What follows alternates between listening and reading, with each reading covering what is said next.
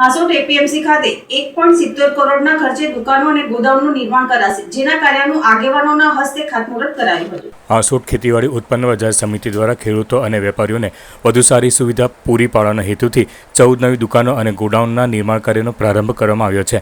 આ પ્રોજેક્ટ હેઠળ કુલ 1.70 કરોડનો ખર્ચ કરવામાં આવશે, જેમાં રાજ્ય સરકાર દ્વારા ₹53 લાખની સહાય મંજૂર કરવામાં આવી છે.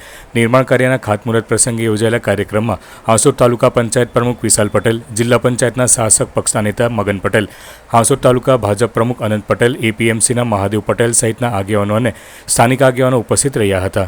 આ પ્રસંગે વક્તાઓએ જણાવ્યું હતું કે નવી દુકાનો અને ગોડાઉનની સુવિધા ઉપલબ્ધ થતાં ખેડૂતોને તેમના કૃષિ ઉત્પાદનના સંગ્રહ અને વેચાણ માટે વધુ અનુકૂળ વાતાવરણ મળશે, સાથે જ સ્થાનિક વેપાર પ્રવૃત્તિઓને પણ વેગ મળશે. હાસોટ એપીએમસી ખાતે શોપ કમ ગોડાઉનનું બાંધકામ માટે ખાતમુહૂર્ત કરવામાં આવ્યું હતું. 14 દુકાનો શોપ કમ ગોડાઉન બાંધવા માટે 1.7 લાખ રૂપિયા જેટલું એસ્ટિમેટ થતું હતું. તેમાં 53 લાખ જેટલી રકમ ગુજરાત સરકાર તરફથી સબસિડી પેટે ખાતામાં જમા પણ થઈ ગઈ છે